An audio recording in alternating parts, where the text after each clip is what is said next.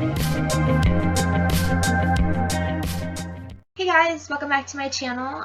Yes, this is the same day as my other video. I figured while I had time I'd do two, since I haven't been on here in a long time and you guys deserve it for sticking around for so long. So what I'm going to be doing today is a question and answer video. I didn't necessarily do anything to announce that I was doing this.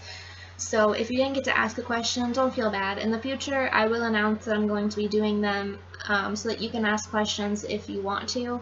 In the meantime, you can just leave me a comment on whatever video you have a question about, or in general, or you can message me on YouTube and I will check that and get back to you. Some of these questions I've already answered, but I figured not everybody got... That wasn't even language. Not everybody got to see the question and the answer because they were in my inbox. I'm not going to give out any names just because I don't know if these people want their names put out there or not. So I'm going to go ahead and get started. Okay. And I'm reading these off my phone. I took pictures of them on my computer because for some reason I can't figure out how to get to my messages on my phone. So if you know, please tell me because I can't figure it out for the life of me. Okay, so this one says, okay, so like I want to get my belly button pierced, but I want to know a few things about after it's healed. Oh, I want to know a few things about after it's healed. Can you make a video about my questions? I am now. I'm nervous it might hurt if I try to move the ring around and stuff. I was wondering if you can do a video about your belly button ring. Maybe you can show us what the belly button looks like after it's healed, and are you able to move the belly button ring, like take it out and flip it up a couple of times, like upward by taking the bottom ball and flipping it up? Okay, so I messaged her back and told her that I just figured out how to get in my messages, and she said she still wanted the video, so I'm gonna do that for you in this video. So here is my belly ring. I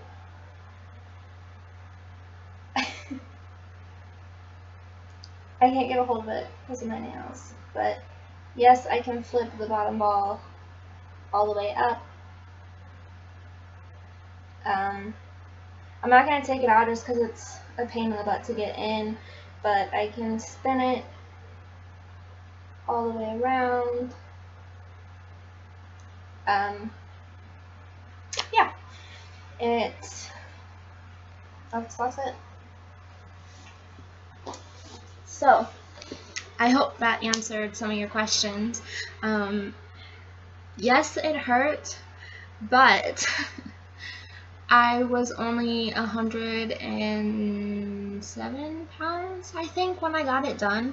So my stomach was really, really tight. And she almost didn't want to do it at first because I was so skinny that there wasn't a lot of skin for the needle to go through, for the belly button ring to hold on. So she got stuck halfway through and had to shove it. So it's a little bit crooked, but I'm totally fine with it. But my best friend got hers done with me, so I mean, from her side, she said that it didn't hurt. She barely even felt it. My mom has had hers done and said that she didn't even know that it was done. She thought that they were just waiting still. So there's that for you. I guess it all depends on how much fat that you have around your stomach area. Like if I were to get mine done now, I would have no problem. But yeah, I hope that answered your questions. If you have any more, please let me know. Alright, next one is a couple of questions from the same person. It says, I saw your piercing video and I have some questions about your belly button piercing. What has the healing process been like? Okay, so at first it was fine. It healed, there was no problems. But like some piercings get like this weird thing that they go through where they hurt out of nowhere. My tongue does it. Don't know why, don't know what it is. It'll just get sore out of nowhere for no reason. It's healed. It's been healed for a while. I've had my belly button done since I was 17, 16. I think I was 16 when I got it done, and I'm 22 now, so it's completely healed. But it does still get sore sometimes, and it did get infected once, but I just use sea salt and water and a shot glass, and I set it on my belly button, and it just kind of drew out all the gross stuff. Are you supposed to clean it? Yes. You clean it just like any other piercing, antibacterial soap, and don't touch it unless you wash your hands, which I wouldn't recommend touching it at all. I think sea salt soaks are good for it, or sea salt in general. Like, they have sea salt spray that you can spray on there. Also, I think iodine is good for cleaning it. I know that's what they gave me for my lip when I had my lip done. How much did it cost to get it pierced? Okay, so this is gonna be different for everybody, depending on where you go. Where I get my piercings done, it's called Zebra Tattoos. It's in Streetsboro, Ohio. All piercings are, I think, $26 before tax. So, excuse me. So I paid $26 for all of my piercings. Like, they were $26 each, and I get the same girl that does them every time. And I'm not sure how to pronounce her name. It's either Lena or Leanna. I never know, but she's my absolute favorite person. She does an amazing job, and she's really sweet. So if you're around this area, I'll definitely look into that. It's called Zebra Tattoos in Streetsboro, Ohio. Would it be hard to clean? I need to hide it since I'm a gay male and I do not want my family found out about it. Would you recommend bringing a friend, and do you think that it is okay for a male to get their belly button pierced? Absolutely. I don't believe in gender roles. I don't think that any one thing is specific to either gender. That's just how I am. Bring a friend? I always do. I mean, I've brought somebody to every single one of my tattoos and every single one of my piercings just for moral support. And it's kind of like, if someone's there watching me, I'm not going to chicken out because, I mean, there's someone there watching me. But, yes, absolutely, bring a friend. Bring moral support. The more the merrier. Well, not really, because I think you're only allowed to have like 1 or 2 people with you, but you know what I'm saying. Okay, next question. Since you got it done, are you going to keep it? Yes, I'm keeping all my piercings until I get tired of them. I did have my nose done at one point in time, and I had to take it out for a job that I had, but I actually am planning on getting it redone. How did you overcome the fear of getting it done? Hold on. How did you overcome the fear of getting it done? Are people surprised you have it done because you don't look like you would be brave enough to get it done?